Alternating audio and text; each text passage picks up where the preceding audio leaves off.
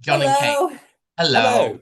Hello, John and Kate. Hello. Thank you for joining me on another episode of the Hungry Celluloid podcast show. And Magnus, especially, thanks to you for popping along. I hope you will have something to tell me about being a dog later on. But I'd like to start off with asking you both about what it was like growing up, because you're both from different countries. So, Kate, can we start with you? Because you're from the United Sure. States. Can you tell me something about what it was like growing up, the times? Okay. Yeah, it was a classic Gen X childhood. We would go outside to play and we'd drink from the hose and run around. No one knew where we were, didn't see our parents until the evening. And yeah, we thought the world was going to end any minute. So what was there to do except role play Star Trek and Blake Seven with my brother? And John, what about you? How Uh, different or similar was it to Kate's oh, upbringing? very different. We had very different upbringings, and Kate said I mustn't ramble too much, so stop me. But I was going to say, I mean, I grew up in the '70s, whereas Kate's more a child of the '80s. And I grew up in a small market town, kind of on the border of it. So literally, you looked one way and there was the town, and you looked the other way and there were fields and hedgerows and all that kind of thing. Thinking back, the thing I remember most about the '70s was actually how quiet it was where I Mhm. lived. And, there were no cars parked on the roads. You didn't even see cars very often. And not just in real life, but life with kind of entertainment, TV and stuff was quiet too, because of course there was no internet, no streaming. Mhm. And so watching TV in the '70s as a kid, you might have 2 points in the week, which might be like Doctor Who and $6 Million Man, that were things Mhm. for you to watch. The rest of the time, there was nothing to somebody who was of that sort of interest. And similarly with books, we had one small bookshop. So unless all that you wanted to read was in that shop, and that was it. That was the be all and end all. You didn't have Amazon. Oh, I shouldn't say the word. To look through all this stuff. So it was a very quiet Mhm. upbringing. And I remember a little while later in the '80s watching an interview with, of all people, the Monty Python team, and people like Michael Palin were saying the same thing. They said that they had nice, quiet childhoods, but the thing with that was that it made your imagination run riot, because Mhm. there Yeah. wasn't much else for you to do other than have your imagination run riot. And to kind of go into, yeah, sorry, is that enough? That's enough. No, no, no, no, no, no, no, no, no, no, no, no. You Uh, tell me to stop. No, I was touching Oh, Magnus. right. I thought I had the signal to stop. You don't see, worry, I'll because edit this out. she's I'll my edit this out. conscience. If you tilt it down a bit, you can see No, her. no, All I right. want to. She's my No, button. She's my control button. So yeah. that's no, no, no. It's fine. It's fine. There's no restrictions on how you can answer a question. No, well, also, I was raised by Trekkies and fellow horror fans, Yeah, so there were no restrictions on what we watched. My yeah. brother and I, we were little kids. We saw every horror film that was on, and we just loved it. So I know lots of Brits particularly talk about having to sneak downstairs and watch movies That's when true. watch the Yeah, Hammer films yeah. weren't allowed to see, but I was allowed to watch everything. So, And hey, where did you which part of the state did you grow up in? Houston, Houston. So land it's of it's NASA. oh yeah, so it's the real opposite, really, isn't it, in everything? So Yeah, mm, totally. was it a very urban area where you grew up? No, no. No. Well, more urban than where he grew up, but suburbs. Okay, okay. Can you both remember anything about the politics of the time, or the music, or how people were thinking about the world? What was in the news, that kind of thing? it's interesting you mentioned that, because I was just thinking the other day, as a kid, and I mean this is a little bit older now, but I learned all my politics from comedy shows, because Yeah, that was when satirical shows like Not the 9 O'Clock News and Spitting Image were at their peak. yeah, I And remember. so you knew all about the Shah of Iran or the Ayatollah Khomeini, or threat of nuclear war through the comedy shows. And like the song Mel Smith sings about all out superpower confrontation, and if I had a bomb and the place to drop it from, and that kind of thing. So you kind of were aware of that. Also, I mean, there's so much to talk about, but the Threads aired when I was in Oh, school, Mm. yeah. and I watched it, and then the next day we went to school, And they said, there's this really important film was shown on TV last night, so we're going to put you all into the main hall and you're all going to watch it. So I had to watch it twice after the other. But we had the day after it came I out. remember that, Kate. Yeah, I remember. Yeah.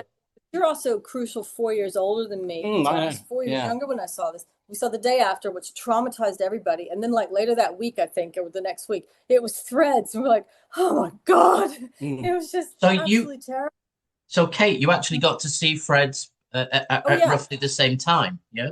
Yeah. Yeah. But you would have been a fair bit younger than me. A little bit younger, yeah. How would you compare it, the film and the it was a series, really, wasn't it, Threads? Was it 1 or 2 episodes? No, it was a one-off. It was a BBC. Was it a one-off? 90, okay. Yeah, it was a one-off 90-minute thing by Barry Hines. Yeah. So I guess they're both films. How did you compare it? Because you're looking at I'll ask John the same question. How would you both compare the two films? Because one's quintessentially very British in how it's shot, and one's quintessentially, as we saw it, very American. How did you both compare it? Did you think one was more frightening than the other, or they were equally terrifying? Kate? Well, they were both terrifying in different ways. Watching them as an adult, the day after is obviously a film with actors that you recognize. Threads doesn't have any recognizable faces or names.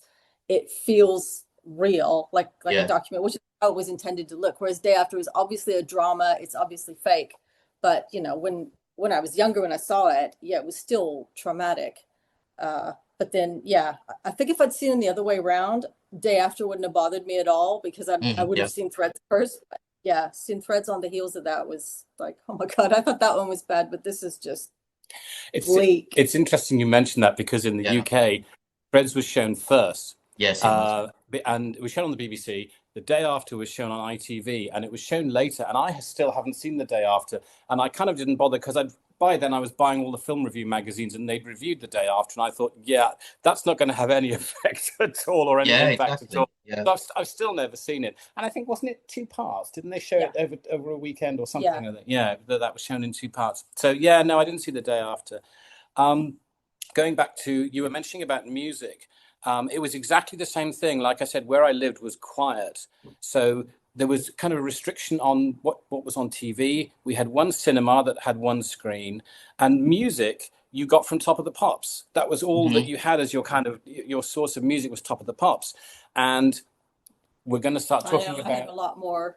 But we're going to start talking about horror influences. And I started watching Top of the Pops when I was about 4, because I remember Harry Nilsson's Without You being at #1, and that was 1971. And there were things on Top of the Pops that terrified me. A lot of things terrified me as a kid, but David Bowie terrified me. I still see Ziggy Stardust and I get a shiver because he just scared the hell out of me. Alice Cooper scared the hell out of me. And I had a sleepless night when they played the Monster Mash video. Which was an early video, Bobby Pickett and the Crypt Kickers. So Top of the Pops had things that scared me, but all TV had stuff that scared me. But that was the source of music at the time. So obviously, older you got a kind of view of what music was popular, with disco, and then the sort of the two-tone, the specials and that kind of thing. Yeah. So you knew what was going on, but that was kind of the only outlet, again, really, in a small town like where I lived, for you to be aware of what was going on. Yeah. And Kate, you said for you it's a bigger thing, there was more of it. Music in terms of music, in terms of access to music. Oh yeah, well, because we had more channels, we had cable, we had a lot of these things earlier, and we had MTV, of course. Yes, yeah. What kind of music were you into, Kate? All the 80s pop classics, everything that was on MTV at the time. Michael Jackson, Prince, Madonna, all the big ones. Yeah. The Cure and Susie and the Banshees were my favorite, but they weren't really on MTV. I guess they played it on what you called college radio. Yeah, probably. You kind of had to know where to go or have friends give you a cassette. We made each other mixtapes in those days. Excellent. I want to move on from that and ask you about how the times influenced you both in terms of, I'll get to the writing bit later, but how did it influence you in terms of when you first noticed the horror genre or the science fiction genre? Because I think they're all quite, I think they're all interrelated really for people who are writers and writing the horror Mm. genre. You don't just read horror and you don't just watch horror. You watch everything and you read everything. Can you remember whether any of those experiences in the past in terms of politics or music kind of like triggered your first move towards the horror genre, that you thought, oh, I'm actually interested in this, and I'm not just scared by it or interested by it in that kind of visceral way, but I want to actually explore it a bit more. Kate, can you remember? Do you mean explore it in writing? Before that, just before that, when you started to actually actively seek out maybe horror films, or because you grew up with it and there was no barrier for you, but when did you actually get past it just being, I want to watch it as entertainment, but I'm interested in it in a little bit more. Oh, I don't know. Probably from the beginning. I saw a lot of things at a way too young an age. Like The Exorcist was on TV. It was cut Yeah. Oh, because wow. it had ads and stuff. But I saw it when I was a little kid, and it was absolutely traumatic. Gave me nightmares, and I was like, I never want to see that again. But the next morning, I'd wake up and go, I really want to see that again. It was like a roller coaster sort of thing. I know that's a cliche, but it is true. I love roller coasters as well. And I'm one of those who are like, oh, I want to ride that. I want to ride it. And I'm panicking right up until I get in the car, panicking the whole way through the ride, but loving it. And then as soon as I get off, I want to do it again. And it'll be the same thing. I'll go panicking. Oh, no, no, I can't do this, can't do this, can't do this. On it again, love it. It was the same with horror movies like The Exorcist, Texas Chainsaw Massacre. Just when I saw that, it has that this, it was a true story or whatever. Yeah. So I believe what I'm watching actually happened. Every bit of this actually happened to these people. And I just sat there in shock after it. And I was like, oh, maybe I wasn't ready to see that. And But I John? don't know. I don't know why I sought it out. It gave me a thrill I couldn't get from anything else, but it was a safe thrill because I woke up in the morning, however bad the nightmares were, I woke up and I'm still there. And So, John, what about you? Gosh, yeah, I've probably got quite a long answer for this. Um, I've been able to trace my experience of horror, fictional horror, back to the age of 2. Um, because which I only found out much later. I saw something on the TV when I was 2 years old that scared me so much I had nightmares about it for quite a long time. And it was only in the 1990s, when I was in my 30s, that I found out that it was an episode of the Doctor Who story Inferno. And that's how Hmm. I know how old I was, because that's when it would have been broadcast. And if you know the story at all, but it's the primords and the noise that they made. I'd obviously seen this on the TV, and it sort of traumatized me. But then you would be traumatized at the age of 2. And then, like I said, I grew up just watching TV, and there was horror on TV all the time when I was a kid, Hmm. but not horror movies and stuff like that. But there were public information films. There Yeah. was Top of the Pops, which scared me. British comedy shows had a lot of horror in them, even though they were done as comedy sketches. There was a chap called Dave Allen, who was a fantastic stand-up comedian, and he Yeah. loved horror movies. And his show would always finish with a horror sketch. And he had one where he turned into a werewolf, one where there was a mummy clattering down a corridor. I was only 4 or 5, but these absolutely, again, traumatized me. I continue to be traumatized by Doctor Who. I started watching Doctor Who properly when I was 5. And that season of Doctor Who, which was the Three Doctors, Carnival of Monsters, Frontier in Space, Planet of the Daleks, Green Death, that was just seared on my brain. Particularly these creatures called the Drashigs in Carnival of Monsters scared me so much I didn't want to go outside. So there was a lot of stuff going on that I was absorbing through TV that I didn't necessarily like, and I didn't like being scared at all. And that's my memory, is I didn't like being scared, and I don't really like being scared either. And unlike Kate, I didn't find it a thrill. I didn't like this feeling that I got you from. don't like being out of control. Yeah, it was, well, this Yeah. is all linked to it, isn't it? And so my first kind of thing that I can remember is when I was about 8. I was in a bookshop because I was reading Doctor Who books and all this kind of thing. I was about 8, and I found a book in a bookshop which was actually Dennis Gifford's Pictorial History of Horror Movies, which I found myself looking through, and eventually ended up sort of begging my parents, "Can I have this book for Christmas?" And I still think now, going back to it, that the reason for that was that my way of dealing with stuff that scared me was I'm going to confront this and I'm going to deal with it and I'm going to find out as much as I can about all of it.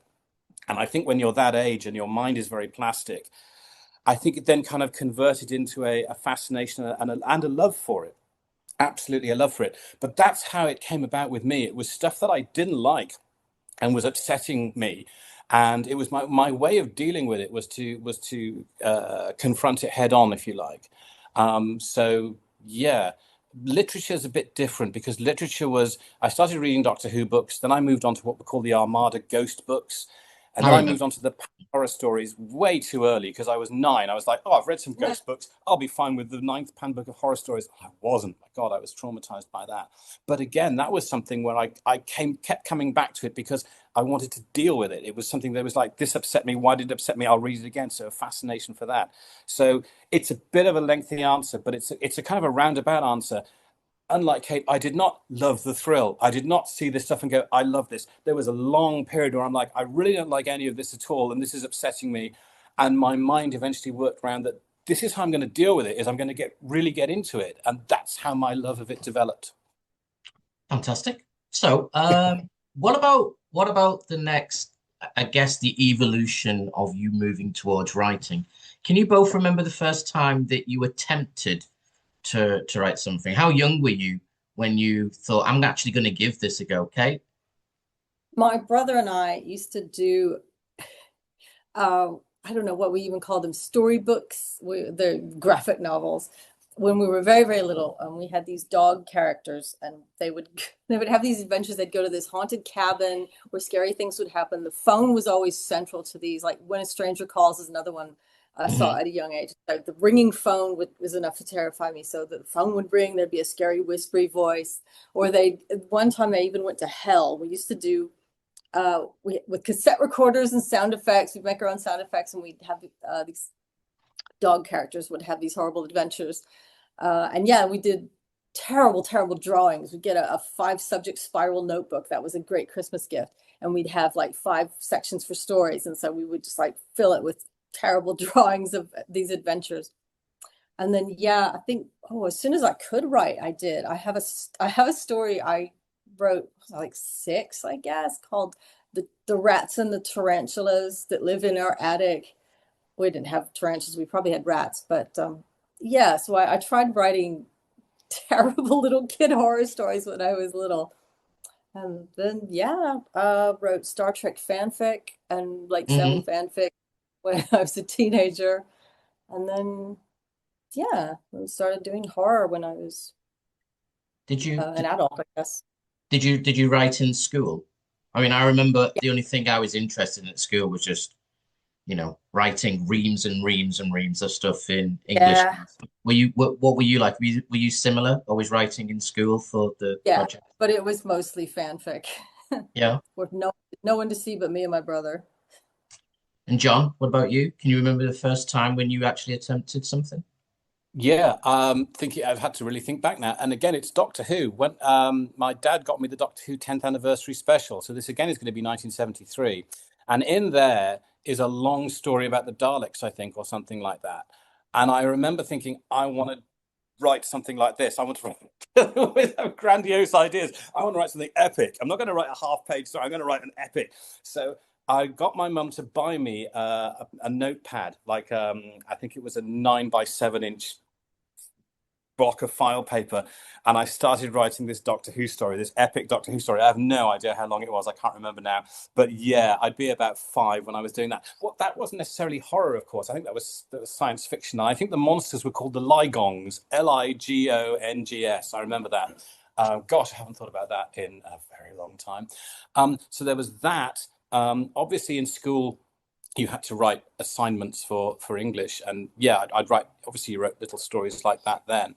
Far more throughout my sort of younger career, I wrote comedy. I wrote a huge amount of comedy. I used to write little skits that my friends and I would put on Friday afternoons in school when we were in junior school. And then when I went to university, I wrote a huge amount of comedy for comedy shows that I often was producing as well. My first attempt. Can I just ask which university did you go to? Oh, Nottingham, University of Nottingham. And yeah, we did 2 comedy shows a year, and I loved it. I mean, that became my life far Hmm. more than the actual medicine. I mean, I passed the exams, the medical exams, but my life was taken up by doing these shows. Anybody that you talk to who was in the same year as me will tell you this. I was completely consumed by doing these comedy shows. Um, but yeah, and my first attempt at any kind of long form was actually, I don't know what they called it now. I was in the third year in secondary school, so I was about 14. And the English master said, right, we're going to do this project where we're going to have a setting of a village. Every boy, because it was an all boys school, every boy is going to play a part in this village, and you're all going to write a lengthy project about this village. So, of course, mine was an epic about all these people being murdered horribly by the satanic Yeah. force that was in this village, and the death scenes were all spectacular. I mean, we had people scaffolding collapsing and spearing people through, and all this combine harvester deaths, of course, all Oh, this sort of stuff magnificent. was an epic. That was about 1982, something like that. But that, I mean, that was, again, that was a school thing. In terms of actually trying to seriously write horror, that wasn't until much later. That wasn't until about 2000. I was in my 30s, Oh, seriously in my really? 30s. Really? Oh, Yeah. okay. Well, Yeah. the thing is as well, when you go to medical school, it's kind of, I got consumed with that. But once you qualify, you have absolutely no time for anything at all, and you're doing further exams and more exams, and you're on call, and you don't have any time to do anything else. And it was only when I got to the top of the stack and I was a consultant and I sat down and said, look, is there anything else with your life you'd like to do now that you've got that all sorted and you've done your doctorate thesis and you've done this and you've done that? And I was like, yeah, I'd like to know if I could be a writer. But it was about 2002, I think, was when I did that. So that was the first time I did anything serious in terms of just writing for myself. And I said, right, you've got 5 years, and see if you can get something published within 5 years. And it was quicker than that. But that was the first time I'd written a serious horror story on my own, of my own interest. And it was a whole bunch of other things that caused me to do that as well. One was my doctorate thesis, which was on the pharmacogenetics of bladder cancer. But I looked at this red buckram bound document that I had, which was for my MD.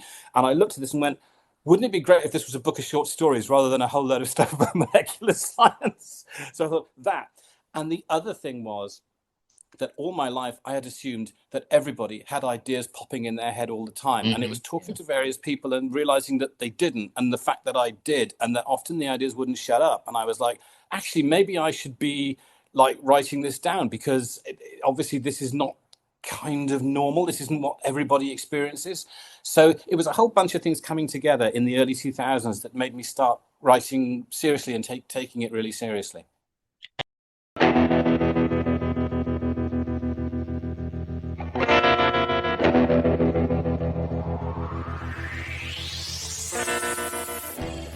So, can you tell me something about the influence of the actual physical environment in which you grew up when it started to make its way into your literature? Because Kate, you're from one country, John, you're from another country. You grew up in completely different environments. How much did it affect your first early writing, and does it still affect it now, Kate?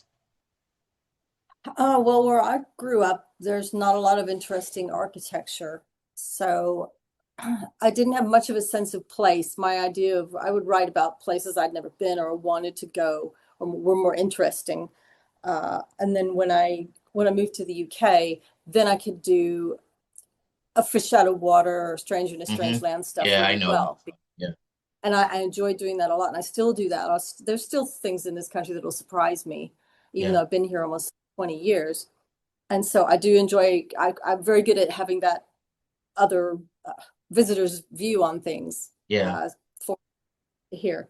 And I can do the reverse now because I've been away from the States for so long and it's changed Yeah. so much. When I go back and they hand me back my passport at immigration and go, welcome home, I'm like, it's not home, it's not home. Yeah. I feel like I don't really belong either place in a way. So I can have that otherworldly kind of, well, stranger in a strange land feel for Yeah. either country. Yeah, no, Yeah. I completely identify with that completely. Yeah. I understand exactly what that's like. And John, what about you? I understand now I was an odd child, and I had a bit of an odd childhood as well, I think. Like I said, it was a very quiet world. There wasn't much to do, and my mum used to play the organ at a number of churches, so I'd go along with her when she was practicing. And so I spent a lot of my childhood in graveyards and churches. Kind of a really goth childhood, if you like. I spent a lot of time in graveyards and churches. I went to an all-boys school that was founded in 16 something, and so the buildings there were very gothic as well. Hmm. And as a result, when I finally discovered the fiction of M.R. James, I was like, at last, somebody who's writing about real life. Because these stories, unlike with almost everyone else in the world, those stories completely connected with me because they were about the kind of environments I'd grown up in. They were about people who went on their own poking around in graveyards where they shouldn't, which is kind of what I did. And Yeah. so it really connected with me. And so when I started writing, it understandably became a thing that those were the kinds of stories that I wanted to write. And I've persisted with that now. I mean, it's very interesting. Just last night, I was watching an interview with Michael Moorcock, and I don't know if you're familiar with his Eternal Champion I am. sequence. Yeah, yeah, I am. Yeah, but he said he realized that most writers ultimately end up only writing about three or four different characters or different kinds of characters. They call them different names, but it's the same, they're the same kinds of characters, and they just call them different things. And he said, so I thought I'll put this whole thing together and call it the Eternal Champion sequence. And I thought, yeah, absolutely. I'm sure that's what I do, not to have, any aspirations to be anything like him. But my stories now, I mean, I've just had a novella published in Cthulhu Cymraeg, and that's about scientists experimenting in the Brecon Beacons. And it's the same sort of thing. It's still a Welsh setting. It's still, people who are educated and well qualified having intelligent discussions about things that they're researching into that they shouldn't. And so, yeah, that my upbringing definitely informed me of that. Whether I would have been a kid who really connected with M.R. James and that kind of world anyway, I don't know. But yeah, I spent a lot of time in churches, a lot of time in graveyards. Wales has a lot of castles. We spent a lot of time going out to castles. My school was. I don't have any of that. Yeah, exactly. And my school was, when I read the Geoffrey Willans and Ronald Searle Molesworth books, and you read those, and they felt like those guys had been brought up in a similar sort of school. It was just this kind of nightmarish, gothic monstrosity of a place to be as in terms of surroundings. And so, yeah, the Jamesian kind of ghost story connected with me very strongly, and elements of that still persist through what I do, definitely. So, Kate, can I ask you which author, when you read them, like with John's example with M.R. James, which one spoke to you first, and you thought, oh, they're writing about where I live?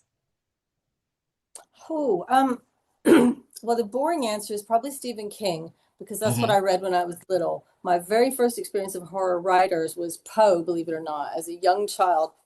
I still have a collected book of Poe stories for inscribed to me on my 8th birthday. Wow. Used to be read Poe, and I loved the language. I didn't understand all of it by any Yes. stretch, but I loved the language and the gruesome ideas in it. And then I was like, okay, I'll read my mom's Stephen King books, which I'm trying to remember what the first one was. It might have been Cujo because I loved animals, so I would have started with that one. Yeah, he's not writing about my places where I live because Maine is nothing like where I grew up. But then later, Ramsey Campbell, I fell in love with his stuff because not because he was writing about places that I knew or that were familiar, but the tone, the Hmm. sense of digested evil and just something's off, the really deeply disturbing psychological stuff that really hit the sweet spot for me. It's like that's what goes on in my head. That's what my nightmares are like. It's almost like he's Hmm. written down my nightmares. So yeah, Ramsey was probably the biggest connection that I made.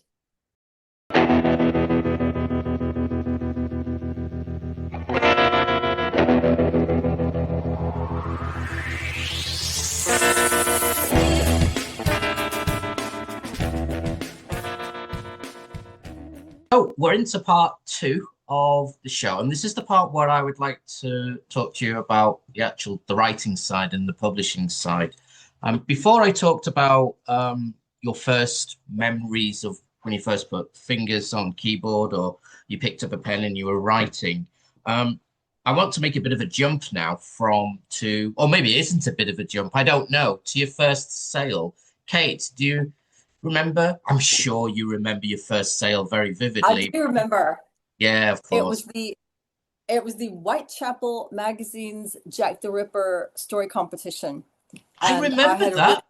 I do remember you? that. Yeah, I do. Yeah, I Uh, remember it. I Yeah. had a really fun idea. It was technically my second story I'd written because the first one was for charity. Hmm. Joel Lane had asked for a story for Never Forget and or Never Again, and yeah, so I wrote a story for him. But this was for a prize, and I wrote it on a plane going to see my parents, and I haven't been able to write a story on a plane since, but Hmm. yeah, I was very, very pleased with it, and I was thrilled when it won first place and got published in the magazine. And the Wow. title of it is the title of my first collection, From Hell to Eternity. Oh, right. Come on. Okay. Oh, hello, Magnus. It's a good dog. And can you tell me something about how you felt though at the time when you was it an email you received saying that you've won and this not only was your story accepted, you won. Can you remember how you felt? I was excited. I was really, really excited because um, it was only my second story. I thought, oh, it's a fun story, but it's not going to be what they want.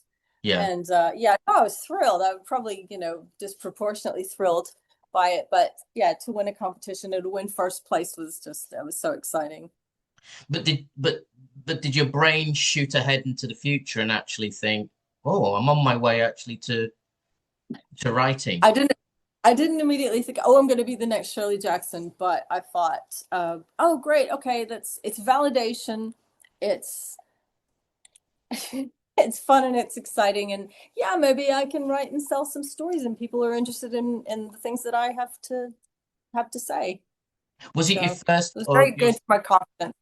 was it, Sorry. well, it is, isn't it? When you make a first sale, it's a massive boost Yeah. for everybody's confidence. But um, was it your first submission, or your second, or your third, or had you submitted lots of stories beforehand? No, the one for Joel Lane was an invitation one. Hmm. Uh, and then this one, it was a blind submission to the competition.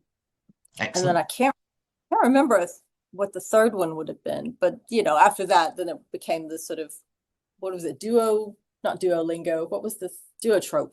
Oh, So whatever. Geotrope, I remember. Yeah, Yeah, or you just find yeah, all the yeah, markets and try yeah. and send things, get one back, go, okay, well, I'll try this other place. So I forgot that existed until his third one. Yeah, yeah.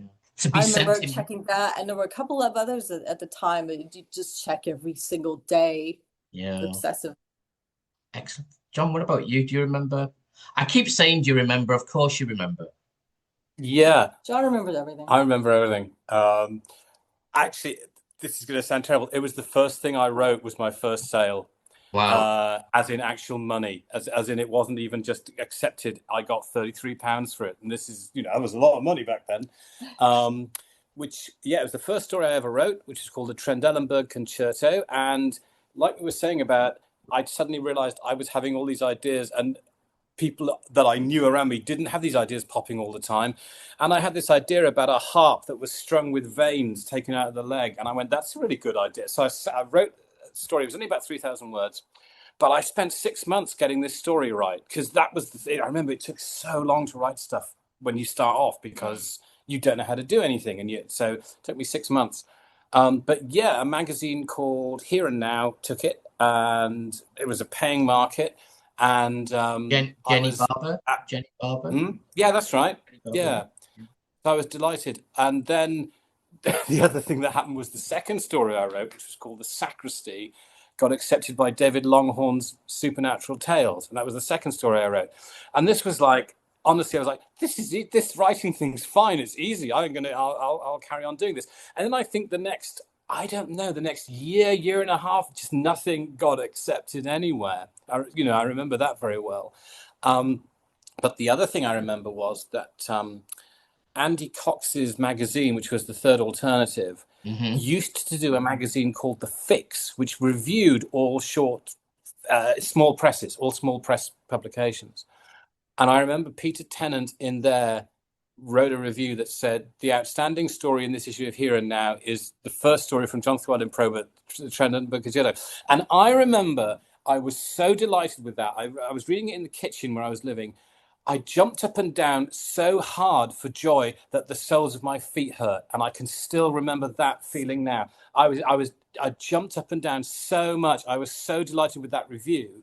And I remember the soles of my feet stung afterwards. So that's that's my first story placement, sale, and good review all in one, and then downhill after that. So, Same question for you though, but did you have any kind of fantasies about where it would lead at that point? Yeah, I had ambitions, and in fact, I, had kind of planned out that, I can carry on doing this, and what I'll do is I'll carry on. I'll be a professional writer, and by the time I'm earning more money from writing than from medicine, then I'll retire from medicine, which is just such a load of codswallop. But there we go. Anyway, so yes, I absolutely had ambitions for that. But they were quickly, smothered by the next year of not placing anything anywhere. And I was like, no, because I think also it's very important in life to be constantly reassessing where you are, what you're doing, where things are going. So one minute you can think, I can really make a go of this. But then next week you're going, actually, I've got to be more realistic about it. So, but at that time, that first sale, it was like, this is great. I can do this, especially when David Longhorn took the second story, because Supernatural Tales is a good market as well. Yeah. Then it all went quiet for a while. I can't remember how long it was, but anyway. So I do remember all of that very clearly. Two writers living under one roof. How does that? I wanna ask you the question because you've both obviously read about Tabitha King and Stephen King, under the same roof, and I've read about Joe Hill and Owen King talking about four doors being closed and everybody's writing in their rooms doing their own thing. What's it like for you two when you're writing? Do you write at the same time? I don't mean you choose to write at the same time, but do you? No. And do you? No. We keep totally different hours. I'm a morning person, so I'm up at 5. So I'll be doing my stuff for a good 4 hours before he's even awake. Yeah. And then it's the same thing. Kate goes to bed early. So Kate will go to bed about 8 or 9 o'clock. But I don't go to bed like 1 a.m. So I do all my stuff when she's gone to bed. So we keep very different hours for that sort of stuff. Yeah. Do you talk about it's probably a really stupid question, but I'm going to ask it. Do you actually do you talk about writing not in terms of publishing markets, but ideas? Are you each other's beta readers, for example? I think definitely we discuss all aspects of the writing with each other, from the point of view of I've had an idea for this. What do you think? Right through to I've been writing this story, the one I told you about, where this happens, and I'm stuck on this bit. Where do I go from here? Which ending's better? To I've finished it now. I'm ready to send it off. So and I'm like, come on, you have to read it because I won't send anything off until she's read it too and says it's okay. Oh, right. Okay. Yeah. It is all aspects of the process. And because we know each other and we know each other's work, we would never read a story and go, it should be, Kate would never read it and go, this should be more subtle here. And I would never say to Kate, you need more giant crabs in this kind of thing. We completely respect each other's stuff and know what we're going for. Yeah. And she's great saying, this is a very you story, or she'll say, this is exactly what a JLP story should be, or not. Like this isn't working or whatever as well. Feel like you. Yeah. Yeah, and he's good. I have this habit of not quite knowing where to cut the thread at the very end, and he'll go, no, your last line is back in the previous paragraph, cut it there. And I'll go, oh yeah, all that other stuff, I don't need that. So you're very good at kind of tightening things for me. So it's honestly every aspect of the writing process, even down to titles and stuff like that. We discuss everything. And we give each other ideas. I'll go, I've had this really fun idea, but it's not a me story. Are you interested? Oh, right. Exactly. That's cool. And even I'll come home, because nowadays a lot I get my story ideas when I'm walking Magnus, and I'll come home laughing and go, I've had this really ridiculous idea, and Kate will roll her eyes in a way that I know means you're going to go and do that because you'll have fun with it, kind of thing. So yeah, no, on absolutely every aspect of writing, and markets as well. Actually, in terms of if I see a market that might suit her, I'll send it. And same thing as well. That we're on the lookout for each other for stuff like that as well. Yeah. Yeah, you not long ago sent me was it a Shirley Jackson pastiche thing, which is so me. And I was ready to write a story, and then I was like, what was the word count again? I went to look, and it was from a year ago. Yeah, I got the date wrong. So yeah. What kind of writers are you when you're writing? Kate, do you plan or not? Do I what? Plan. Do you plan when you're writing? Well, I rarely have an ending in mind when I start. It's mostly I'll have a single image or something I want to get to in the story, or a theme, and I'll start writing and not know where it's going.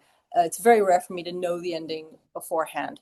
I did recently write a story. I haven't written a lot lately. I've been doing nonfiction, but I did write a story last year where I had the whole thing, and when I'm writing now, actually, I had the whole thing with the ending in sight, which is really rare.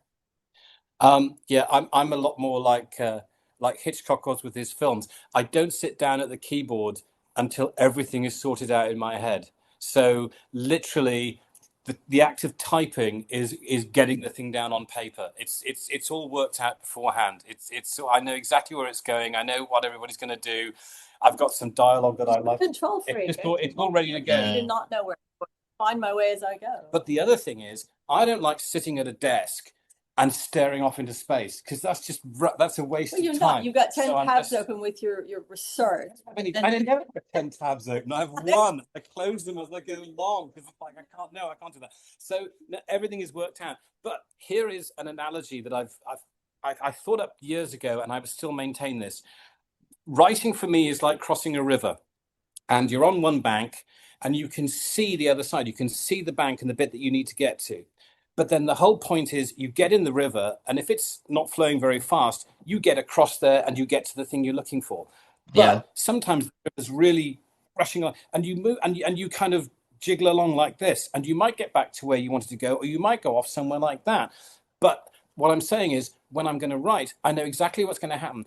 That doesn't mean that is what will happen once I'm typing. But I've got the whole thing in my head as a safety, I think, as well. I mean, Ramsey said that's how he started off, wasn't it? When he started writing, he had that as a safety thing. But yeah, it's usually all plotted out. I know exactly what's going to happen. But sometimes it'll go off in this weird direction. And I have some stories where I'm like, this was all meant to be a story about X, and it's turned out to be a story about QZP3 kind of thing. One thing where it goes somewhere unexpected. For me, if I know everything ahead of time, it's kind of novel for me if that happens. But it's not as interesting. I'd be like, I have to write the scene where this happens. I know what's happening, so it's not as interesting. But it was like, I mean, the one I told you about when I took Magnus for a walk, and I went, I've just had this idea about somebody fighting a giant monster baby in Tesco's. And it was just, I found it so funny. And that was the climax, that I was just all the time I was going, I can't wait to get to this giant monster baby fight in Tesco's. I can't wait. So for me, it's much more, it fires me. It's the enthusiasm. I'm not bored of getting to the ending. I'm like, I can't wait to do this bit. So it's kind of, that's how it works for me. So yeah, I mean, whatever works for anybody. Totally opposite. Yeah, we are totally opposite. Is it like that though for longer fiction, for novels and novellas, Kate? Is it the same process for you? Longer fiction, I do have to plan. I should have said this earlier when you asked about when you first started writing. I did write a novel when I was in my early 20s, which was more based in a kind of thriller, Dean Koontz sort of mode. And it's a trunk novel. It's probably never going to see the light of day, but it was a really fun experience to write that whole thing. And I didn't know where it was going. And that was the fun bit for me. I had a vague idea, and I knew one thing I wanted in the climax. It was set in a bayou in Louisiana. So I wanted alligators in the climax, and I had an idea for that. But that was as much as I knew. And for me, it was a great exploration of writing in general and writing the long form, which I think I'm actually more suited to. I just don't dive into it much. So I've only published the one novel, Stan and Evo, but I should probably do more, because I think that's actually suits me more. I certainly like reading novels more than short stories. I like the immersion. Yeah, I'm not much of a novel writer. I do have a short attention span. And the idea of spending 3 months working on the same thing is just like, oh, God. And I'd get bored with it very easily. So funnily enough, with novel writing, I don't plan. I plan the first half, and then while I'm writing the first half, the second half is keeping me interested, because then it's like, hopefully by the time I get halfway through it, I'll have worked out what's going to happen in the next bit. But that is absolutely to keep my mind interested, because if I had the whole thing planned out and it's like, I've got 3 months to do this now, because that's how long it takes me to write a novel, is about 3 months. I'd just get too bored with it. Short stories are great because it's a week, and it's a week of tapping away and working it out, and it's done. And I'm like, that's great, and it's away.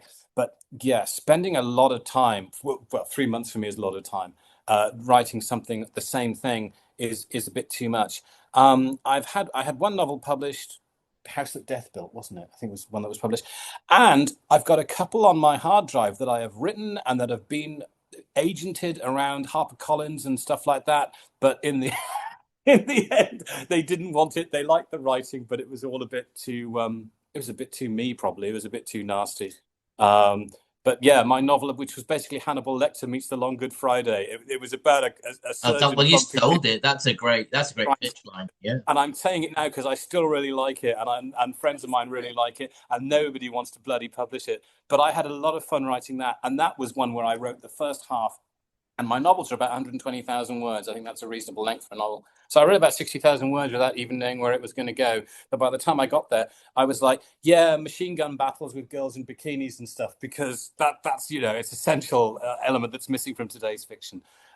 So yeah, novellas. I really like novellas. If you've looked at how much stuff I've done, I've written quite a few novellas.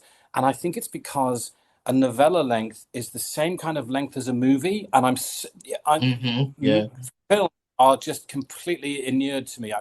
They've been with me all my life, and so the kind of 3-act structure of a movie, or the kind of length of a movie, is I find writing a novella is fine. A novella takes me about a month. They've mainly been Dr. Valentine, but I've done other things as well. And yeah, I do like a novella is kind of a really comfortable long form for me. I really enjoy that length. More than novels. So yeah, there you go. Can you tell me something, Kate, about you published books, your works? Can you tell the audience, the people who watch this podcast, can you tell them something about your actual writing history, what you've had published, what you're most fond of, which when you look back you're not so fond of, maybe? I wouldn't say I'm not fond of any of it, because it was all fun to do and it was all a learning experience, and it's all part of the persona of Fun and Evo, whoever that is. But my favorite, I would say, has to be Octoberland, which was published PS. Most of the times you don't get to choose a cover artist or have any control over it, but they asked, who would you like to do the cover? I was like, oh my God, Daniel Serra, who's working. And he did the most spectacular. I said, Haunted Ray Bradbury theme park. Yeah, that was kind of exactly. basic idea for that. And it's just a spectacular cover. I love it so much. But that has a lot of stories that I really like in it, including the title story, which is like 90% based on real events, or based on my childhood. And it has my favorite story that I've ever written, which is Calling of Night's Ocean, which is half and half from a human's perspective and a dolphin's perspective, based on the John C. Lilly LSD dolphin experiments from the 60s. I'd always wanted to write about that, and I was really happy with this story. It was my first Interzone publication as well, which I was very, very proud of. Yeah. So. And John? Gosh, yeah. So my first book was The Faculty of Terror, which was one of those situations where I took advantage of an opportunity, because Gary Fry had a stall at FantasyCon and he didn't have a book to launch for Greyfire Press. And so he rang me up, emailed me and said, do you fancy doing a couple of short stories, and we can do it like one of those old Amicus movies with a framework, and we can sell that, and it'll be like stapled wrappers and maybe like 60 pages. And as I was reading this email, I went, I could do a whole book of this. And I said, when do you need it by? And he said, well, I'm going to need it by about 6 weeks. And I went, right, hang on. And I remember going for a walk around Portishead, where I lived at the time. And I was like, when I came back, I had the title, I had the 6 stories it was going to be, and I had the framework. And I wrote back to him and went, fine, I'll do it. And that was the most manic bit of writing I've probably ever done, was to get all this, because it was an opportunity, and it was such a big opportunity. So my first book, Faculty of Terror, was a portmanteau with a framework story and six stories in it. And of course, it was wonderful to have a book published. I remember Gary McMahon saying about having your first book published, he wished he could bottle that feeling. And I know exactly what he means now. I still remember when I got the contributor copies and I tore open the thing and there were books with my name on. And it's a thing, like, it's one of those things you wish you could bottle that feeling, because it was amazing. After that, the follow-up to that was Catacombs of Fear, and I had the idea straight away of there's going to a cathedral. I've got to do a thing with a cathedral, which takes you back to my childhood again, you see, and the M.R. James connection. Then all sorts of short story collections came out. But the other thing that I'm really pleased with is Dr. Valentine, and that was another opportunity where Simon Marshall Jones of Spectral Press again had a Fantasy Con stall. He didn't have a book to launch.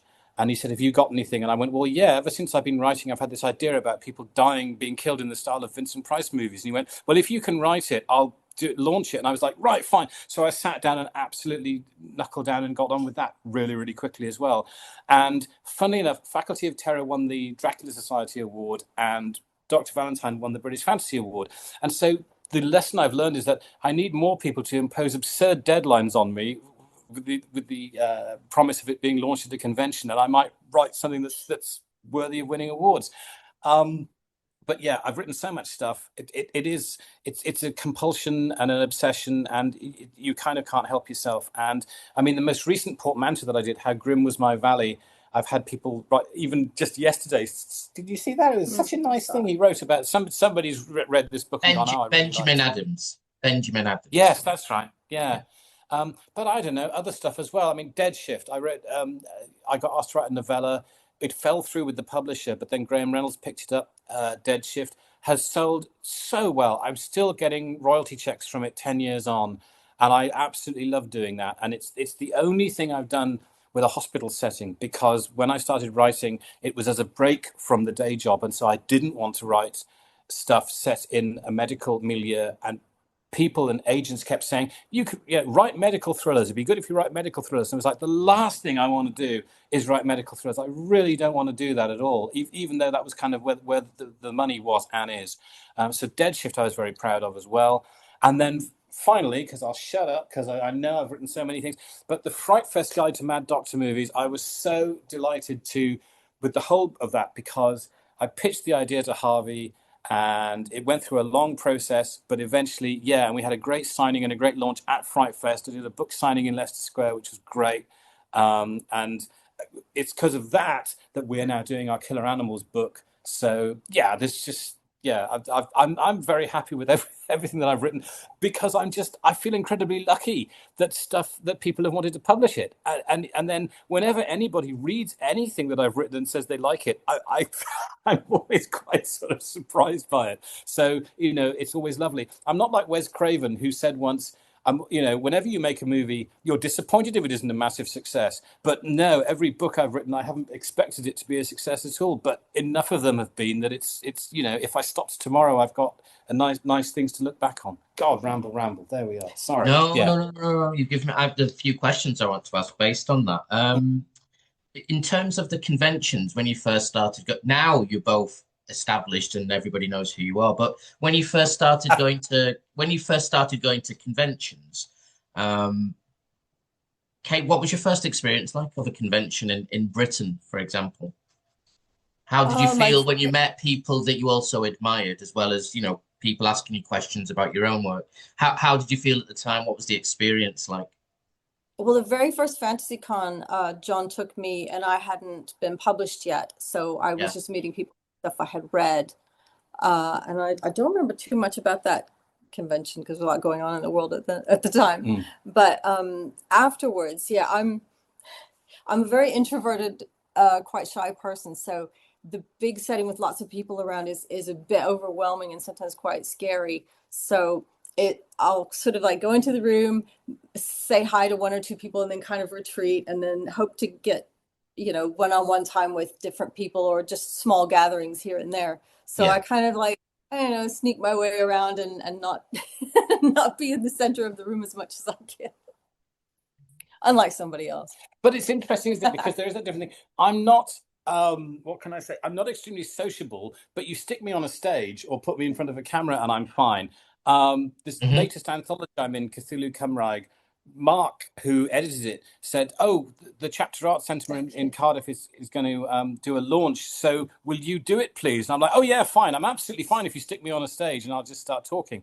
But if I'm expected to go into a room and kind of small talk with people, that's yeah, signings are pretty scary for me because there's so many people and you're always a bit insecure about your own work, even though it's there in a published book. Somebody liked it enough to publish it and pay you for it, and people are buying it, but it's still like, oh, I hope you think it's good. And, there's always that imposter syndrome that kind of takes over as well. And I've got a badge that has a name that's not my name that people know me as somebody who's written these things, and so it's always a bit surreal. But it's interesting. It's signings. That's an interesting one because, of course, I've got my whole other background as a doctor. Yeah. And so signings, well, it's like outpatients. It's like doing a clinic. You're literally seeing one person after another, after another. Yeah. So it's fine with me. It's absolutely fine because you're meeting a whole bunch of people. They're all different. They've all got different approaches. They all talk to you in a different way, and I'm more at home doing that, I think, than anything. Is doing a book signing with a whole load of people doing that. But it's been my job for 34 years or whatever it was, so it's not a problem. But Kate, can I just interrupt for a sec, John? Sorry, but Kate, you said something about imposter syndrome, and I know that I've spoken to a lot of horror writers who talk about this. How are you when another writer or even a fan of your work, they want you to talk about the stories? Do you have a problem talking about it? You can talk about it, but at the back of your head, you're thinking, I don't really want to talk about it. Or are you a bit like John when you're like in front of the camera, someone asks, you go into an automatic mode of, I can talk about it and I'm comfortable. What are you like with compliments and people asking you questions? Compliments are awkward, but that's just human nature, unless you're John. But, no, if somebody asks me about a story or what inspired it or anything, I can talk very comfortably about that because it's my story that came from me, my experiences, and I'll remember why I wrote it, what inspired this, and why this character's named that, and that sort of stuff. That's absolutely fine, and that's easy. That's just sort of like two writers chatting kind of thing. Well, so when you were at a convention, and when was the first time you met Ramsey Campbell? I met him before doing conventions. Okay. When was that? Oh, 20 years ago? No, not 20 years ago. Be longer than that, won't it? Because I think, or even, oh no, I don't know. Was it? I can't remember. It was a long time ago. But when you were published, and you're now an author, and you're standing next to Ramsey, does anything change in terms of how you talk to people then? Because you've got Ramsey and then you've got other very, well-established or very good, talented authors, but you're standing next to Ramsey. Does that, I know you're friends with Ramsey now, it's a different thing, but did it alter the balance of how you spoke? Like, oh, I'm standing next to Ramsey Campbell, so maybe I shouldn't be so loquacious about my own work. Or I know Ramsey's a very modest person anyway, and he would encourage you, but did you have that real imposter syndrome at that moment?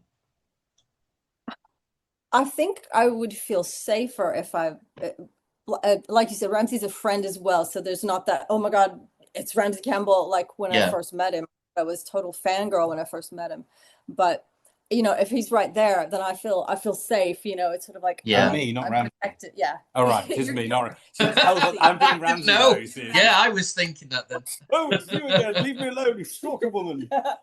No, I feel safe because it's like, oh, my story must be good if I'm in the company of somebody like Ramsey, and I'll feel a little bit more confident. But it's kind of like a bodyguard or like, a big guard dog is there to protect me. Yeah. So that's a very girly answer, but no, the only reason I really asked, well, no, not the only reason, but one of the reasons I asked that, I was at his party in 2006, and there were lots of people there. There were some people off soap operas and stuff, and somebody asked me, what do I do? And I said, oh, I'm an English teacher in another country. And Ramsey said, tell them that you've written some stories and you've been published. I felt terribly embarrassed at that moment. I had like massive imposter syndrome. So I always ask this question about other people, just because I'm interested. Or maybe I'm thinking of writing a story based on it. I don't know. John, what about you? When you were at the conventions with, people like Ramsey and people you've been reading all your life. How did it affect the way you spoke, or did it? It's interesting actually, because when you are speaking to people like that, you're speaking as a fan partly. But Yeah. what I found early on, and I mean, I went to my first proper convention was FantasyCon in about 2005. So it was a few years before we met. But before that, I'd gone to the launch of a book called Dark Detectives, which was a Stephen Jones edited anthology about occult detective stories by a Yeah. lot of authors that I knew. And this was in a pub in London, and I can't remember the name of it. I think it was like the Princess Louise pub. It was where they always used to have these things in Holborn. And I was late. It was because the train was late, because I had to come from South Wales and the train was late. I was massively late. And I had never met anyone before connected with any writing or anything at all. And I turned up, and I'd not met Steve Jones, but somehow I bumped into him, and he was like, "How are you?" And I was like, "Oh, yeah, who are you?" I went, "I've just come to get my book signed." He went, "We've sold out." And I went, "But I've come all the way from this." And in fact, what had happened was my operating list had overrun. I went, "My operating list overran. I had to get the train from Swansea. I got it, blah blah blah blah blah," and just bombarded him with this. And he said, "Oh," he was just so friendly, and he was so lovely. And he went, "Right," he said, "I've only got this copy that's mine, but you can have it." And I went, "Thank you." And he went, "And I'll take you around all the authors." So he took me around all the authors who was just about to pack up from their tables. And I met people like Brian Lumley, and Jay Russell Schechter, people like this. And everybody I went to, I'd read all this stuff. So everybody I was going, "I liked your collection this, I liked your novel that, I liked," to everybody. And so all I got were these aghast looks of, "Thank you so much." Everybody was just so lovely because I was being lovely about their work. And who else was there? Kim Newman. But I mean, a whole bunch of people. And Steve was going, "This guy, finished his operating list and came to see it," and blah, blah, blah. So he was being lovely as well. But everybody was so lovely, to the point where when I got back home the next day, I wrote Steve a lengthy email saying, "I just want to say how lovely you all are as writers, how lovely you all are, how well taken care of I was. And, the British Fantasy Society, I'm so impressed." Because I'd not been in contact with any of these people at all. And this was this before I was writing? I don't know. I think it might be a little way before I was writing. But I was just so impressed with how absolutely lovely everyone was. And nobody was on a high horse, and nobody was being standoffish. And so when I started writing, it was very easy for me to then go up to people and feel kind of a bit of a bond with them. My first FantasyCon, I met Paul Finch, who was a writer I really admired. I absolutely loved his stuff. And I think he was a bit taken aback by how effusive I was about how much I loved his stuff, and going, "Yeah, Aftershocks, I thought Aftershocks was fantastic." And Kate Roth, and I think he was there going, "Who the bloody hell is this?" kind of thing, because I'm a bit full on sometimes, a little bit full on sometimes. So yeah, when I started writing, I didn't so much feel imposter syndrome, because all these people were just very nice. And I think we've both been very lucky that most of the writers we've met are nice. And on occasion you meet people who aren't, and then whatever. It helps me if I'm gonna meet somebody or go up to somebody, even worse, and ask them to sign something or whatever. If I just think this is just a person who writes, I don't think about, "Oh my God, I'm gonna meet Stephen King, the famous horror author." I say, "I'm gonna meet this man who writes books that I like to read."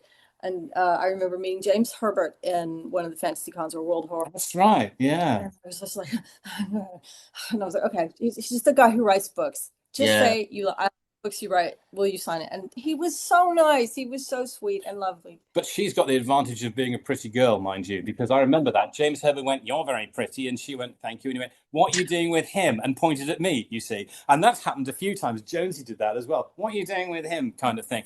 But also Brian Aldiss came up to her and went, "Oh, you're a nice girl, aren't you?" So you kind of did have a bit of a way in there with all of that. Got a kiss from Brian Aldiss. Meanwhile, I was speaking to William F. Nolan, and I went, I've always wanted to meet you." And he looked so staggered and taken aback. It was like, "Who the hell are you?" And he just so anyway, no, that's yeah.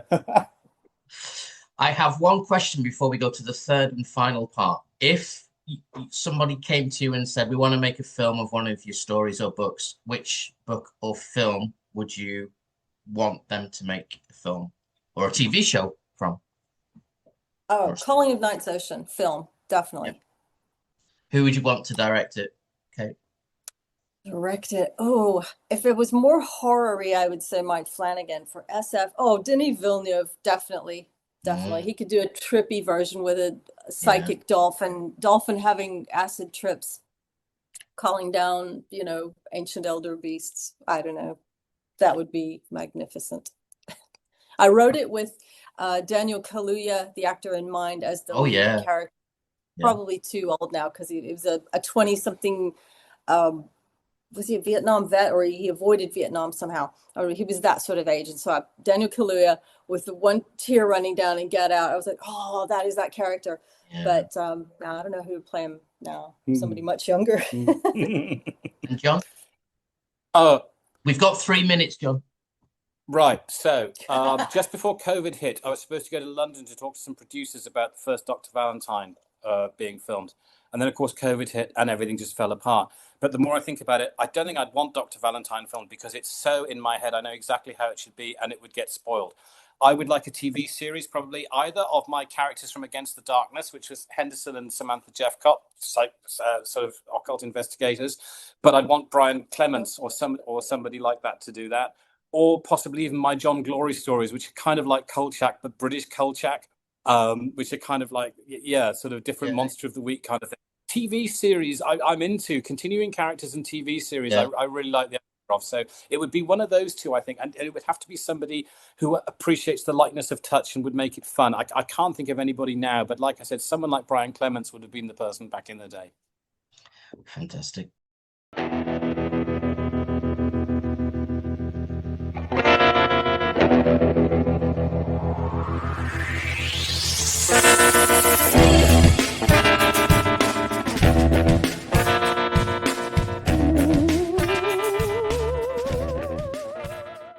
Right, we're into the last part of the show, the third part, which is where I usually ask the author to talk about one film, one book, and one TV or streaming show, but there are two of you. So I believe that you've both settled on some choices. So Kate, could you start with, well, where do you want to start? Do you want to start with a book or TV or film? Start with film. Start with the film. Okay, yeah. I mean, you said, I think in your questions, one that we both equally love. So Yes. we picked 21 Jump Street. Oh, I was not expecting that. Okay. Again, I don't want to talk too much, but we tend to love all the same stuff. I mean, there's not much of a difference in what we really enjoy watching. So we've got a huge number of comedies, horrors, science fiction that we absolutely love. And comedy does play a big part in things that we watch, TV and film as well. Yes. But the film that we've decided to talk about seriously a little bit is The Brood, David Cronenberg's The Brood. Okay, excellent. Because it's one. Cronenberg's the best overlap for both our styles and both of the type of horror that we like. Yeah. Could you, for people, because I know there are some students of mine who will watch this podcast who have no idea about the horror genre. Kate, could you just explain briefly who David Cronenberg is? Oh, he's a Canadian film director. Started off in the 70s, I believe, or 60s or 70s. 70s, well, features in the 70s, yeah. Yeah, I mean, you could probably talk more about the earlier stuff, but he's mostly become synonymous with body horror, which is transformations or horrible things happening. There's sometimes there's a supernatural element. I think usually there's a supernatural element. But The Brood, we both really like that one. And the idea of that one is Oliver Reed is a psychotherapist who runs this clinic, and he's got Samantha Egger, who's the wife of this guy. She has all this rage inside, and she's in this shed or a room or whatever, giving birth literally to her rage. She's like, the rage within her becomes these children that are then just creatures of rage, and they go around killing. And I think that's one of the best. A very original idea. Yeah, sorry, I was slightly distracted by the boy here for a minute. David Cronenberg, I mean, he made some short films in the 60s, but his feature career started in the 70s and was very much a combination of sort of science and horror. Because in some books he gets classified as science fiction rather than horror, actually, I think. They did both. But I did. Did you mention supernatural? I think this doesn't tend to be supernatural. I meant science fiction. Yeah, no, exactly. Yeah, science fiction. And in a moment, Magnets. And his career progressed from Shivers was his first low budget feature. Rabid was a little bit more money. and so it was on a bigger scale. But then by the time he got to The Brood, he could have big stars, or was allowed a couple of big stars who weren't Canadian. So he had Oliver Reed and Samantha Eggar. And yeah, if you talk to people who are Cronenberg fans, they'll often say, it depends which day of the week it is as to which favorite Cronenberg film it is. And I agree. And every time I watch one of them, I go, well, that's my favorite. But the Brood is really good. I think one of the reasons it's very good is because it was written when he was going through a divorce. So it's really raw. It's really from his own experience. And you've seen the film, have you, Frank? Yeah, I have, yeah. Because Long time ago, but I have seen. Yeah, he said the climax of The Brood is kind of from real life in that he really did want to strangle his soon-to-be ex-wife kind of thing. And you can feel that.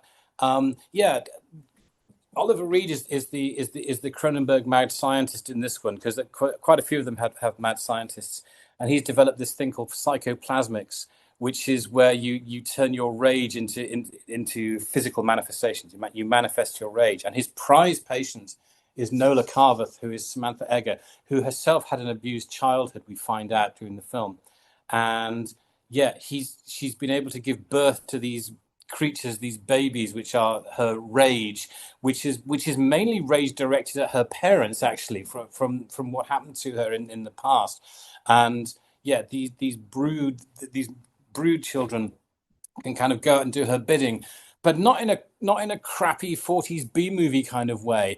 And I think that's part of the genius of Cronenberg, and part of the genius of good horror movie makers, is that they take things that sound a bit hokey on paper, but if you imbue it with integrity and possibly, life experience or whatever, you create something that's really rather incredible. And The Brood is a film that is quite incredible. I mean, it's not just the story, but the look of the film as well. The look of the film is deliberately very cold. And most of his films are very cold. Yeah. And I remember reading a review that said the sun never shines in this film except for one scene. And the scene is where his own daughter has, the husband of Samantha Eggar, their daughter has got bruises all over her, and he's got her in front of the window with the sun shining on her so he can take better pictures of the bruises. And that's the only time you see sunlight in that film. It's like, and they said the only sunlight we see is cynical. And I thought that's a great touch, because it just illustrates when you're making a movie, or you're making a good movie, it's the attention to detail, all the way back to the bit parts in Hammer films and all this kind of thing. It's the attention to detail. And so the Brood is a really great Cronenberg film, and it's an easy one to watch as his kind of the first film if you've not seen any of his films before, because it's got great writing, but it's got great performances. It's very skillfully put together, and it's where he kind of found his feet, because Shivers and Rabbit are still kind of a bit rough. They're a bit rough. Also, The Brood is the first film of his to have an original music score, which is by Howard Shore, who up until then had been working for Saturday Night Live and stuff like that, but would go on to have a big Hollywood career. But it's a very early, it's almost his first film score, and it's very good, and it's just strings. And it's very unnerving. We were listening to an interview with Dana Kaproff about the When a Stranger Calls soundtrack, and he said, if you haven't got much money, do strings, because you don't need many strings to sound like a much bigger sound. Yeah. And it's great. And I think it's about a 10-minute suite, and it gets chopped up for the film.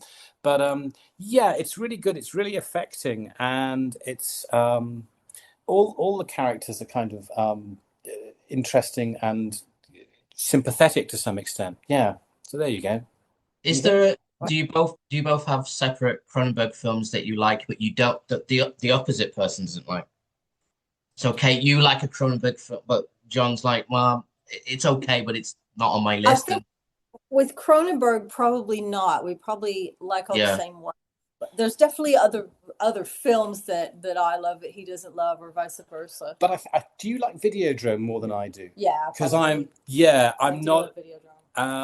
Because I remember coming out of Naked Lunch with a mate of mine.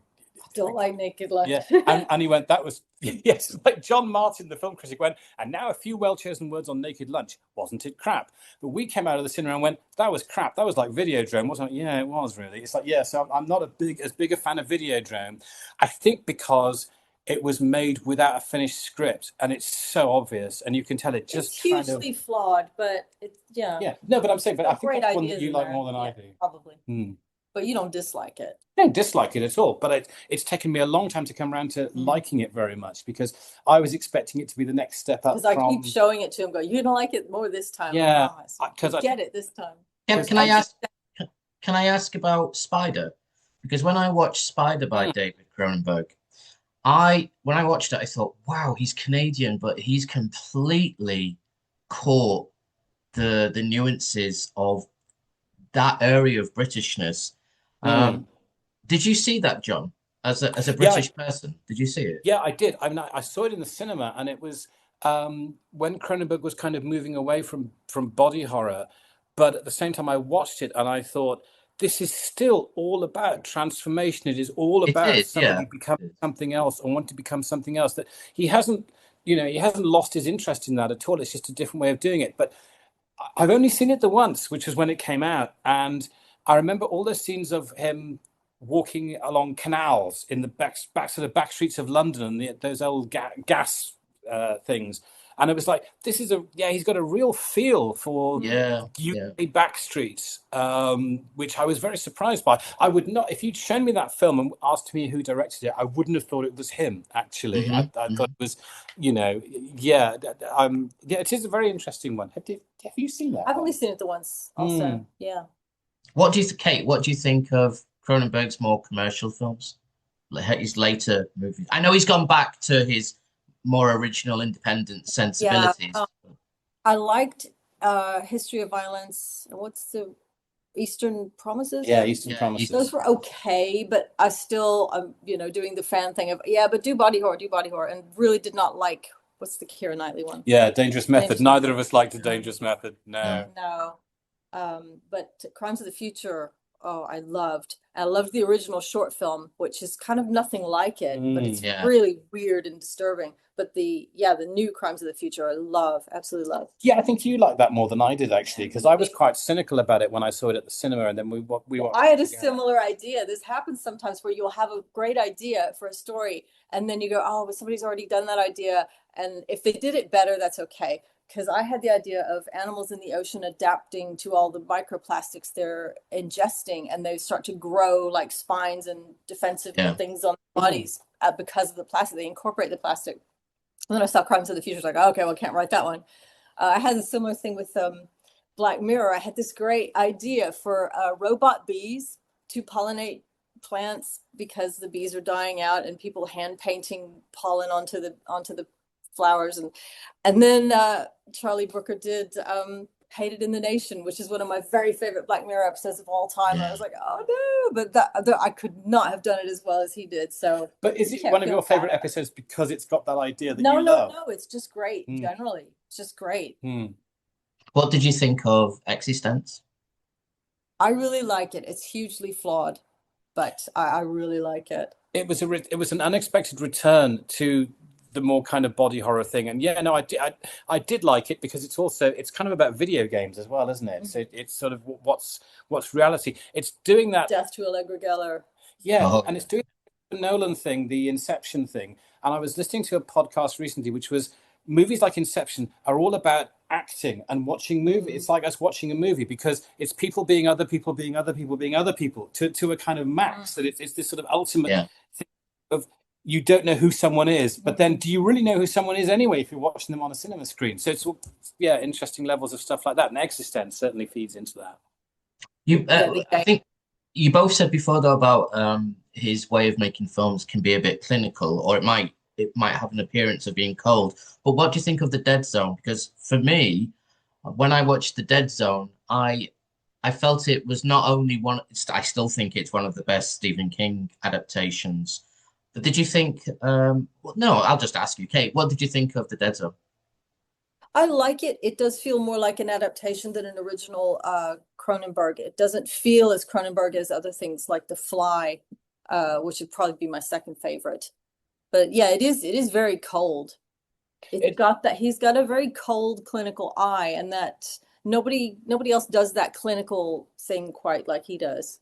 I think he's cold when he needs to be cold, but I agree. When The Dead Zone came out, I think it was my favorite Stephen King adaptation. And gosh, there are a lot of awful ones out there now. Show. But I think the Dead Zone is much better I think the Dead Zone is fantastic. And Stephen King's not easy to adapt because No, he's not. I mean, I was watching movies when it's just like John Carpenter's Christine came out, it's all right. Children of the Corn came out, it's really not very good. I mean, there are loads of those, just not very good. It's like King is not an easy guy to adapt. And one of the things that annoys me is when they have these documentaries on Stephen King and cinema, and they never sit there and go, why are so many Stephen King movies so bloody awful? Yeah. Which they never address, I guess, because then they wouldn't get the Stand By Me and Shawshank Redemption, and Yeah, but no, I think the Dead Zone is absolutely great. Two things that make me laugh behind the scenes stories about the Dead Zone. One was Michael Kamen did the music score and he had to do it in 9 days. And he was writing it in his apartment on the piano. And his next door neighbors kept coming in and saying, can you please stop playing this music? It's really scaring us. But the other one is there's a line in the film where they're watching the news. And he goes, and now it's news and weather with Ralph. And originally the script line was, and now news and weather with Dick. And David Cronenberg said, we've just been talking about a rape case, so don't do that because the audience will laugh. So I now always laugh at news and weather with Ralph, just because I imagine the conversation that Cronenberg had with them behind the scenes. Anyway, sorry, there we are. So what more than you? Yeah, I think you like it more. I think you like it more, but it is very good. Sorry, Frank, we're talking over you here. Yeah. No. That's what No. This is what the podcast is for. This is great. Excellent. Tell me about your TV choice or streaming show choice. What is that? Our TV choice. Oh, right. Yeah. So I'll do. You do the silly. It's Always Sunny in Philadelphia. Mm-hmm. We love a lot of comedy. We love a lot of TV comedy, and there's a show called It's Always Sunny in Philadelphia. You might not be familiar with it. It's on Netflix, or some of it's on Netflix, and it's about basically a bunch of four narcissists who run a bar. Yeah, who run a bar, and the dad of one of them, who's played by Danny DeVito. And every week they get into some new ludicrous situation by their own stupidity and their own sort of attempts at machination.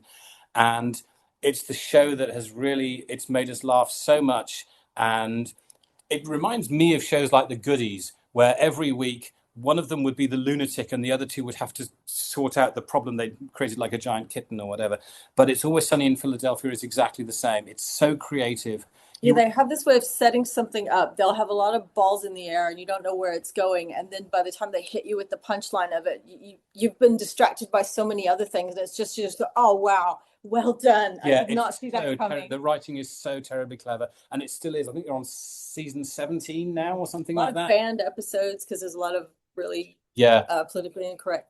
Yeah, quite a few episodes that are not available on Netflix. But no, we love it. I think we've watched the whole show through at least twice, haven't we? And it's it's just anything. One episode there'll be Charlie Day's character will have a whole bunch of indigenous workers in the basement running sewing machines for some get-up that he's got, and then they're making a musical in the next episode. It's just honestly we love it. We absolutely love it as a TV show. And you can do the serious. I'll do the serious choice, which is The Expanse. Excellent. Yeah. I'm about to start watching this, but I haven't watched it yet. I'm going to watch it this weekend, in fact. It's fantastic. It's probably the best, most grown-up, intelligent science fiction there's been. And I think in a world where there's an awful lot of disappointing sci-fi and fantasy on TV and in the cinema at the moment, that really isn't. It's 100%, 24 karat, really good science fiction. And I have not read the books, but you have. I've read all the books and all the novellas. I just couldn't get enough of it. We watched the first season, and the first season is quite hard going. It kind of like there's a lot being thrown at you, and it's a lot to sort of like take in. This whole world building is just phenomenal. You've got the inner planets, which is Earth and Mars. Earth has been depleted of all its resources, so everybody's moved out into space. Mars is this new, shiny, tech-heavy military nation. And then you've got the belt, which is the asteroid belt, where the belters live and work. And because they've been born and live out there, in the book, their bodies are elongated. They're very they're strange. They couldn't do that with the budget they had, so they're just normal-looking people. But they're the sort of coal miners and workers and blue-collar people, and they're abused by the inners who just exploit them and there's a whole lot of political tension and world building there. And so you're thrust into this in the first season, and we watched it through and we were like, I'm not really sure about this. Oh, and then you got Thomas Jane, who's this like 1940s detective style character who's fantastic. fantastic. It's the role of a lifetime for him. And then we got to the end of it. We're like, I don't know. You weren't sure about I it. gave up. No, I gave up on it, and you carried on, I was didn't like, you? I'll watch some more. By the Mm. time I got into the second season, I was like, oh my God, you got to see it. So I watched it all the way through, and I thought, you've got to start over. We got to start over from season one. You got to watch everything, because trust me, it's fantastic. Yeah, it really, really is. And it's How very does it interesting. how does it compare with? I've heard people talking about this. I've seen Battlestar Galactica. Um, are those comparisons not very good comparisons just because people Well, think the setting is similar? I've heard the comparisons. I have not seen Battlestar Galactica, so Okay. I can't speak to that. But yeah, it's a similar kind of military kind of universe in Battlestar Galactica. I have heard a lot of comparisons. Yeah, I've not seen Battlestar Galactica either. The 1970s show or the new version, so I can't But comment by either. by the time you get to why it's called The Expanse, Yeah. The Expanse, just yeah, some of the stuff is absolutely mind blowing. Yeah, it's what TV science fiction the next step of it should be. It's like, rather than exploiting people's affection for old movie franchises and things like that, it really feels like the next step in television science fiction. And there's no pandering to the audience. You're expected to just kind of jump in and figure it out. Yeah. It's funny. One thing I can liken it to is actually my favorite book series of all time, which is Stephen Erickson's Malazan Book of the Fallen, which is I found very hard to get into, and I had to read the first book 3 times, I think, and I'm not even sure why I persisted, but now it is my favorite thing of all time. And it's a show. The Expanse is a show that rewards the effort that you put into it, because it does require some effort, but it really rewards it. So and it's what really good TV should these days be like, because in the era of streaming, you don't have to just watch something once and then it's gone. You can rewatch it if you didn't get it, or you can pause and you can rewind. And I think that show actually lends it to that, because there are bits where we got a bit lost at points and we're like, hang on, what did the protomolecule do with that thing or whatever?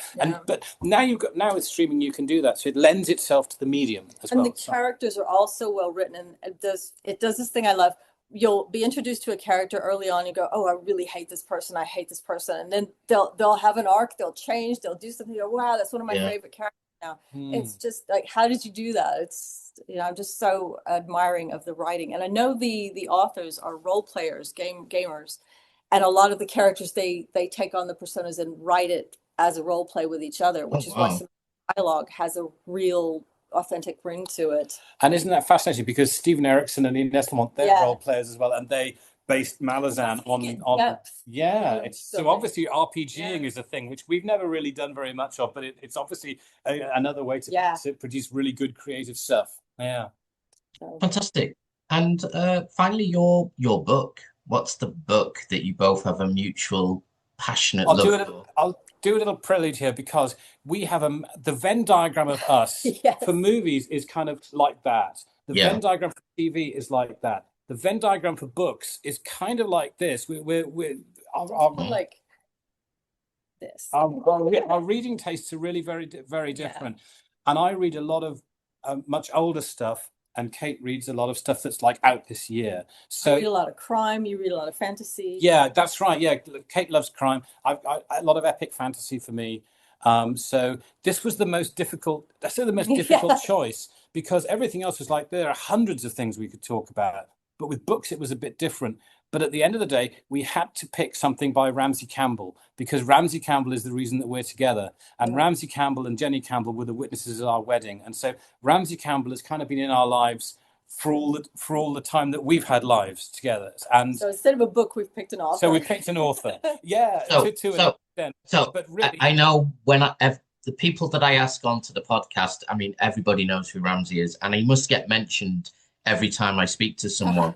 But that's not going to stop me from asking you to, again, could you, for people who don't know, could you both give a little bit of an introduction about Ramsey, who he is, and literally about the influence he's had on everybody in the genre?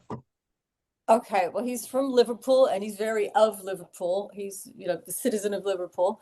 It's in a lot of his books, and it's how I first became acquainted with it, other than the Beatles. with serious fiction. And I think I was about 15 or 16 in a used bookstore in the States when I still lived there. And I came across this book called The Nameless. It had a picture of a girl on fire. There's flames coming out of her. It looked really scary. It was about a cult. I was like, oh, I've got to read this because anything about cults I love. And so I got it and I read it. And oh, it scared the crap out of me so much. There was a lot of British stuff I didn't understand, different words and different things. I was quite young. But I was like, oh, whoever this Ramsey Campbell is, I've got to find more books by him and read more books. And so I just devoured everything I could get my hands on. And the Incarnate is another one that I found early on, which he just does this thing. I don't know, it's some sort of magician trick. He's just writing what seems like a normal sentence, but there's still this kind of unease about it, and I feel really weirded out. I'm like, what in that sentence is so weird? There's nothing. It's just describing a street, but he's done something in there to make me get freaked out and disturbed. It's just, he's just the master. I think of all the writers I've read, he's the one whose attention to prose is so integral to what you've just described. That everything is thought. I know everybody thinks about every single word, but in his case, he's not willing to just allow a word into the sentence. He wants to do something with it. John, sorry, you were to say something. No, it's all right. He's been called the horror writer's horror writer. Yeah, very true. But I think something else that you kind of get a feel for as you read his work is, like all the best creatives, all the best artists, you get the sense that that's how he sees the world. He's not kind of spending hours and hours getting this. No, he's not trying. It's just that's how he sees the world. The way he describes a motorway in the distance, or the way he describes someone walking their dog, that's immediately how he sees the world straight off. It's just that's that's it. He started writing for Arkham House back in the 60s, and the first book I read of his was Cold Print, which is a short story collection of his Lovecraft-inspired work. And for me, it was a great way in, because it started off with his earliest stuff, which is very Lovecraftian. And as you read this collection through, you see more and more the way he wants to write stuff and the things he wants to talk about, and his obsessions, because he's got obsessions, as well, definitely, that they start to come through. And so by the time you get to the end of Cold Print, even though it's still Lovecraftian horror, it's absolutely more Campbellian horror. So my suggestion for anybody who wanted to be introduced to his stuff but knows a bit about horror would be actually to read that short story collection. The book that we were going to pick, because we had to pick a book, is The Influence, because that one we both read before we met, I think. It's been made into a very poor film, so avoid the film at all costs. But that's the book we picked because it well, also Alone with the Horrors, which is another short story collection. A really good introduction. Yeah. So, but we picked The Influence because I think it worked. It did its magic for both of us, and it's a really well constructed book. It's almost Dickensian in its horrors, I think. There's a fantastic bit with a girl on a railway station platform, isn't there? That whole extended. It has been a while since I read. Yeah, I know it's been a while since because we had to think really hard about what book, because we both are in our own universes with our reading most of the time. But it had to be Ramsey for a whole plethora of reasons. Yeah. When was the first time you actually spoke to him? I mean, face to face. A long time ago. I was at when I used to live up north, and there was some writers thing. Chaz Brenchley was there, someone else was there, and Ramsey was there, and that was the first time I met him, and I was complete fangirl, falling all over myself. I cringe to think of it. He claims not to remember, but it was very kind of him. But yes, it was a long time ago. I remember, for me, it was 2005. I think it was 2005. FantasyCon in Walsall, and it was. I did the typical thing of me. He was talking to. I'm pretty sure he was talking to Gary Fry and Gary McMahon, and they were talking about this Hammer box set that had come out.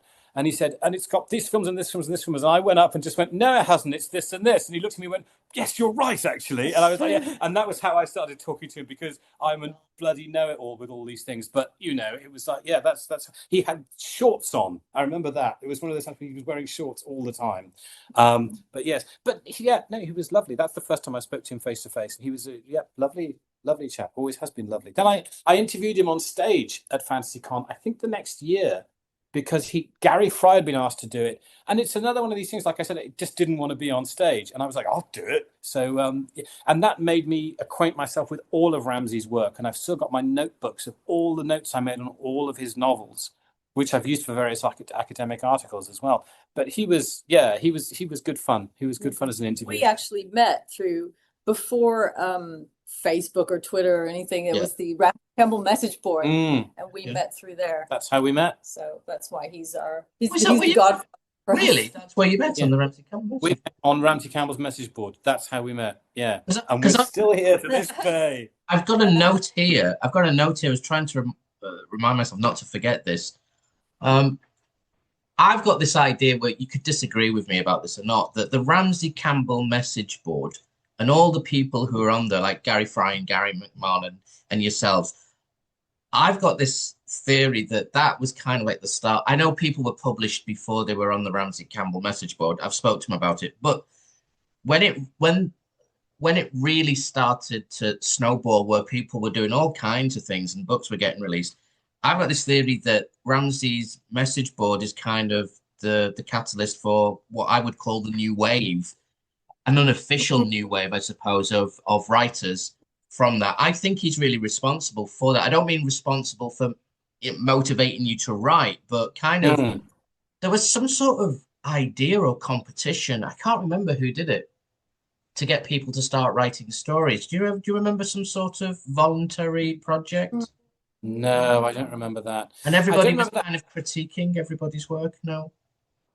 No, but what I do remember is when All Hallows, the magazine All Hallows, used to be published, and I think it was in like issue 42, and there was a bunch of us on that message board. We all had stories in that issue, that kind of thing, which was, I'm trying to even remember other names now, but there were certainly a bunch of us. I just started writing because Gary Fry invited me on there because I had a story in his Fusing Horizons magazine. Yeah, I remember that magazine. Yeah. And I was invited on there. I can't think who else was on there now, actually. There were people like Simon Strantzis was on there. And, true. Simon Bestwick. Simon Bestwick was on there. Yes, that's right. Joel, I remember speaking to Joel. I also remember Gary McMahon someone had a story published, and Gary was saying, believe it or not, I've not had any acceptances. And then the next thing, he took off. He was having story. But I remember little tiny pockets of people starting off, or it seemed like they were starting off. I honestly think there's a really good article in there on that, because there are just so many people now, when you look at it, who are like yourselves, who are established, and everybody knows their names and they've read their book. So I honestly think there's something in it there. Sorry? The Ramsey magic. The Ramsey magic. So I just want to ask you one final question about Ramsey, because you introduced him, and for people who are not aware of who he is, what's his influence on the world of horror? What would you say his influence is? How big is it? How important is it, do you think, to writers all around the world? Well, it's hard to say. Like you said, he's the horror writer, and loads of people will mention him and say they've read him. But he's very hard to either imitate or show influences from. He's so singular.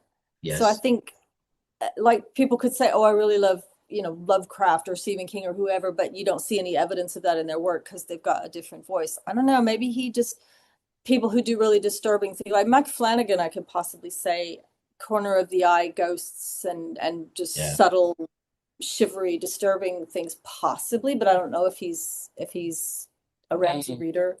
I mean, in a different aspect of that, I found him to be an incredibly generous writer. He's very encouraging. He's responsible for a lot of writers either having careers or having pursued their careers, because he's just really helpful and really encouraging, and always, never negative, always positive.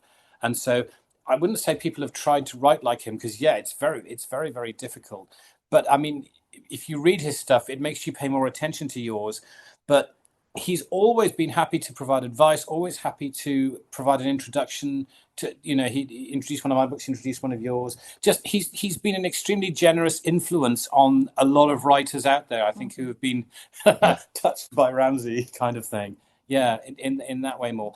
I mean, it's an interesting phenomenon because the people who love him, but you know, his stuff isn't that prevalent on bookshelves. It's not mainstream horror, Yeah, and it's sad that he's not obscure, but he might as well be obscure as far as lots of people know. They know the big names, but Magnus is snoring. Yeah, Magnus is snoring. I don't know if you can hear. Oh, yeah. He's tired out. He's had a busy morning. But no, Ramsey's stuff, it's like Thomas Ligotti's, where you read it and it's nightmarish. But Thomas Ligotti's never going to be a bestseller because most people will read it and they'll go, I don't like that because I wasn't entertained by it. I was actually just a bit disturbed by it. Aikman. Yeah. So another one. Yeah, another one like Aikman. You know, it's excellent stuff, but it's not for everybody, and it's often not perhaps for most people. So yeah. I would like to thank you very much for all of this. Has been absolutely fascinating. Like I said to you earlier, I could listen to you both talk about it all the time. Thank you very much. You have to listen to me talk all the time. No, it was. Thanks for having us on. Yeah, thanks for thinking of us. That's all, actually. No, thank you. And the podcast will probably be up on Monday or Tuesday, hopefully. Okay. I just need to edit it, and I will let you know about it when it's done. But honestly, I really appreciate you giving me your time to do this. It was fantastic. Thank you very much. Have a lovely no problem at all, Frank. Thank you. Give Magnus a kiss and a stroke from me. Yeah, definitely. Thanks, John. Thanks, Kate. All right. See you soon.